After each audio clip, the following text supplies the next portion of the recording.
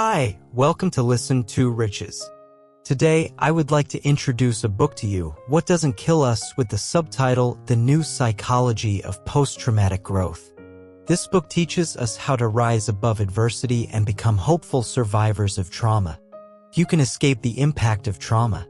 Whether it's school violence, betrayal by friends, the loss of loved ones, marital breakdown, illness, accidents, or other life-altering events, these experiences can leave scars on our souls that seem impossible to heal. That's what trauma is: unpredictable and uncontrollable. Sometimes trauma can plunge those who experience it into prolonged and immense suffering, even ruining their lives. However, trauma can also be viewed as an opportunity for a person's phoenix-like rebirth. People can seek meaning in adversity, rebuild their inner worlds, and ultimately lead more meaningful lives. This is the message that Dr. Stephen Joseph, a psychology professor at the University of Nottingham in the UK, wants to convey through this book. In this book, Dr. Joseph combines numerous real-life cases with the latest psychological research to introduce us to a new scientific field, post-traumatic growth psychology. This book is not only a must-read for therapists, but also a practical guide for ordinary people. Whether you are struggling with stress and trauma yourself, or if someone you love is suffering from the torment of trauma, you can find inspiration in this book. Next, I will delve into 3 key questions addressed in this book. First, what impact does trauma have on our lives? In English, the word trauma refers to a physical injury, but when certain injurious events tear apart the protective skin of our psychological well-being, it becomes a psychological trauma. Traumatic events can shatter a person, but they can also lead some individuals to discover new meanings in life and a deeper understanding of their own existence, which is what the author calls post-traumatic growth. For example, let's look back to March 6, 1987, when a large passenger ferry named the Herald of Free Enterprise set sail from Belgium to England. It encountered a maritime disaster, capsizing in just 45 seconds, resulting in the tragic loss of 193 lives. Those who survived lived through a hellish experience, losing dear friends and family members. Many survivors endured significant psychological distress for an extended period, often being diagnosed with post-traumatic stress disorder, PTSD, a term you might be familiar with, as it frequently appears in news reports and works of fiction. Individuals with PTSD often have involuntary nightmares, relive terrifying experiences through flashbacks or hallucinations, avoid anything that triggers those memories, feel isolated and estranged, struggle to experience happiness, love, and intimacy like they once did, exhibit irritability, sleep disturbances, and are easily startled. PTSD can persist for several years, even decades, and for some, it can dominate their entire lives. Nevertheless, there are also survivors who experience growth as a result of trauma. Researchers conducted a follow-up study of survivors from the Herald of Free Enterprise disaster 3 years after the accident, revealing an uplifting phenomenon. 43% of the survivors reported that their perspective on life had become more positive after the maritime disaster. In their own words, "I now value my relationships with myself and others more, no longer taking everything for granted. I live each day to the fullest. I understand human nature better and am more tolerant of others. I have a deeper understanding of life and a stronger determination to succeed than before." Researchers also conducted surveys on survivors of other disastrous events and found that despite the profound trauma these events inflicted, many people experienced positive changes in their outlook on life. They often sought forgotten dreams, such as pursuing their desired careers or continuing their education after enduring tragic events. Many trauma survivors also underwent shifts in their perspectives. Kevin, for instance, had a sudden heart attack, an experience that made him deeply appreciate the true value of life. Previously, he used to worry about trivial matters, but now all he wants is to live each day as fully as possible. This transformation wasn't unique to Kevin. for many who have experienced trauma, the little joys of everyday life become more important than wealth and fame. Trauma can also lead to significant changes in relationships, especially intimate ones. After his recovery, Kevin no longer took his wife's dedication to their marriage for granted but spent more time with her. This new perspective and behavior can be observed in many trauma survivors. They often place a greater emphasis on family and friendship than they did before the traumatic event, and their capacity for empathy increases substantially. So, how do these positive changes come about? This relates to the concept of post-traumatic growth, where some individuals can experience positive psychological growth and transformation after going through trauma. This growth typically accompanies a newfound understanding of life, deeper interpersonal relationships, and a more open mindset. During the process of coping with trauma, individuals may reevaluate their values and priorities, leading them to cherish family and friendships more and become more willing to show empathy. While this process can be painful, it can also help people live stronger and more meaningful lives. This brings us to the second question we're exploring: what enables us to recover and grow from trauma? When people experience traumatic events, they often face significant psychological stress. This stress can shatter their preconceived notions and cognitions about the world, compelling them to view life from a fresh perspective. Psychologist Tedeschi refers to our pre-existing cognitions about the world as our assumptive world, a construct that begins to form in childhood. For example, we might have assumed that the world is inherently benevolent, underestimating the possibility of misfortune. Secondly, we might have believed that everything is controllable and predictable, that good deeds lead to good outcomes, and that hard work, doing the right thing, and eating healthily result in a happy life. Lastly, we may have held overly optimistic views of ourselves, thinking of ourselves as honest and noble. These deeply ingrained assumptions serve as scaffolding for our lives, constructing a framework that allows us to navigate life with stability. However, trauma can instantaneously dismantle the scaffolding, placing us in the harsh reality that life is fragile, death can strike at any moment, and injustices occur. Faced with disasters, people might become selfish or timid as the new information from the trauma conflicts with our preconceived assumptions, leaving us disoriented and necessitating a reevaluation of our identities. At this point, individuals may undergo two processes: assumptive cognition and accommodative cognition.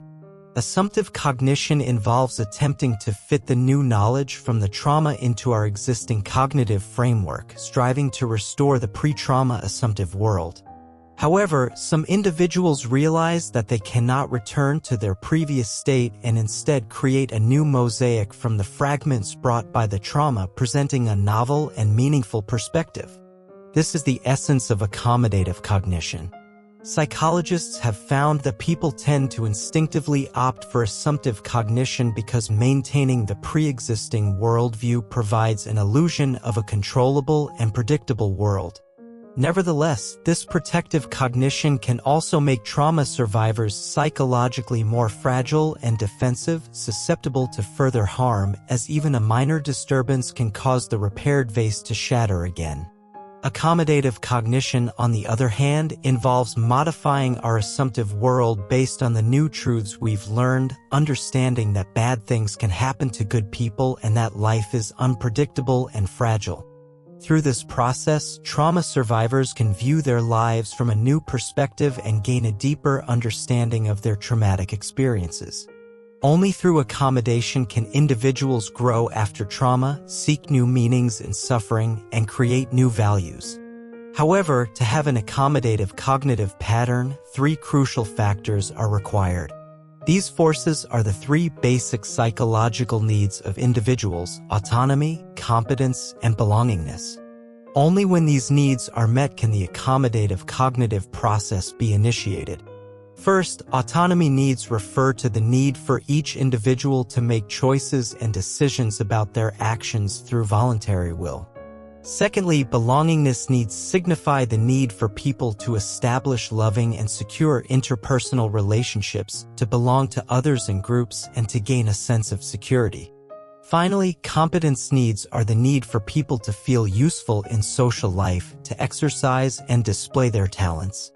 In one study, psychologists asked individuals who had experienced abuse about the turning points that helped them cope with past trauma. The answers shared many common elements, with several points standing out. Firstly, they truly felt accepted by others or accepted themselves, experiencing love and care from others, which fostered a sense of belonging and close connections with others. It was these experiences that fulfilled their autonomy and belongingness needs, initiating the process of psychological growth. One man recalled, "I used to be very lonely, building a 10-foot-thick wall around my inner self, making it impossible for people to get close, let alone hurt me. One day, I told my friend about the abuse I had suffered in my childhood, thinking he would distance himself from me, but he didn't. He accepted everything about me, and because of him, I could finally trust people and love again."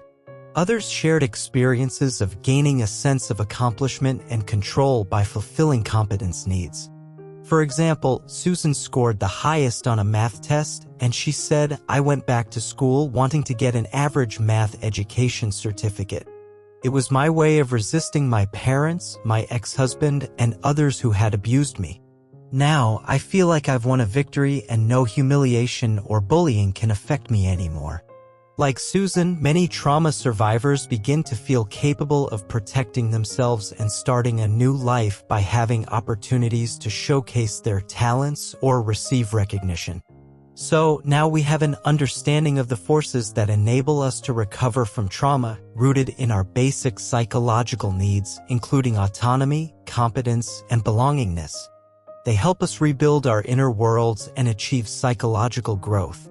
In the process of recovering from trauma, we need to address the third question: how can we help ourselves heal as quickly as possible and ultimately move towards personal growth? The recovery process can be divided into two main aspects: seeking help and self-help. Firstly, seeking help primarily involves seeking professional assistance from psychologists. There are many psychological therapies that can effectively help individuals cope with post-traumatic stress disorder, PTSD. However, besides professional help, there are also self-help options, which are often the preferred choice for most people. This book provides a detailed self-help guide called the Thrive Model, which consists of 6 steps aimed at helping trauma survivors rebuild their inner worlds. Before using this guide, it's important to remember a key principle: the process of recovery must be self-directed and proceed at your own pace. If at any point during the exercises you feel physically uncomfortable, experience intense emotional fluctuations, or even panic, it's crucial to stop immediately and wait until your emotions stabilize before continuing. The first step of the Thrive Model is self-assessment. Why start with self-assessment? Because after experiencing trauma or adversity, you may endure a prolonged period of high psychological stress, feeling emotionally shattered, unable to control your feelings, or experiencing numbness, emptiness, tension, and exhaustion. Many people attempt to continue living as they did before, but often find themselves drained, only able to complete the most urgent tasks, and with no spare energy to focus on their feelings. However, neglecting your own state hinders a crucial part of trauma recovery. Therefore, the purpose of self-assessment is to redirect your attention to yourself, comprehensively assess and organize your own state, facilitating a smooth start to the formal recovery exercises. In the process of self-assessment, the first step is to check your personal safety, including whether there are any dangerous situations and if you have access to necessary medical, psychological, and legal assistance. You should also assess your psychological safety, understand what triggers your emotions, and learn to comprehend and control your emotions. Additionally, evaluate your connections with others and spend time communicating with family and friends. In essence, at this stage, you need to focus on your physical and mental state, becoming aware of and understanding your emotions. The second step of the Thrive Model is nurturing hope. After conducting a comprehensive self-assessment, you need to further adjust your psychological state. Research has shown that many individuals who remain stuck in prolonged suffering after trauma often do so due to self-blame and guilt. Therefore, it's essential to shift from self-blame to self-reflection and from regret about the past to hope for the future. Hope arises from three types of thinking: goal setting, motivational thinking, and pathway thinking. First, you need to set goals for yourself, regardless of their size, as goals provide hope. Next, you must have the motivation to progress towards those goals, inspiring yourself to move forward. Finally, through thinking, you find ways or pathways to achieve those goals, anticipate difficulties and obstacles, and devise corresponding strategies. To cultivate a sense of hope, you can break down long-term goals into smaller ones, focusing on one step at a time and self-motivating with a positive attitude. This practice can help you realize that you have the resources necessary to overcome obstacles and connect your present reality with your future, gaining the motivation to complete the next step and narrate a new story. In the process of trauma recovery, this Thrive model can help you build hope, adjust your psychological state, gradually overcome trauma, and achieve personal growth. Narrating a new story is essentially about how we reevaluate our relationship with trauma. Our descriptions of ourselves influence our feelings, so we need to transform ourselves from victims to survivors by narrating a new story. This process can be approached using the following methods. Firstly, use metaphors wisely. Because people often think in metaphors, using the right metaphor can help us see problems from a completely new perspective and find new solutions. For example, many trauma survivors might say, "I feel like a bird locked in a cage," or "I seem to be lost in a dark forest." These metaphors may limit us, but with more imagination, we can free ourselves. A proper metaphor is that even in a cage, there's a door that can be opened, and if lost in a dark forest, we can wait for the sun to rise and find our way. Sarah is a trauma survivor who found a metaphor in her life experiences to help her grow. She grew up in a place where forest fires were frequent, and she later realized that while these fires destroyed ecosystems, they also encouraged denser vegetation, restored habitat balance, and allowed new life to sprout from the ashes. Similarly, trauma can also spark growth, and in our struggle against post-traumatic stress disorder, we can understand its meaning and gain strength, just like the new plants and animals that emerge after a forest fire. Next, expressive writing is another way to tell a new story. All you need is a blank piece of paper where you can jot down the troubling issues that weigh on your mind. You can describe events from various perspectives, write a letter you don't intend to send, or craft a fairy tale. Write continuously for 10 minutes without stopping, jotting down everything that comes to mind. Then, for the next 7 days, repeat this process, examining the issue from different angles. Ensure you use more positive words than negative ones and employ words that express causality and deep thinking.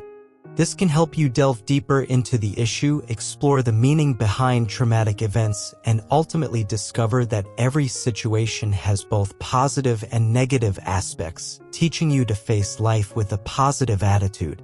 In the process of trauma recovery, by telling a new story, we can change our way of thinking, transforming from victims into survivors, overcoming trauma, and achieving personal growth.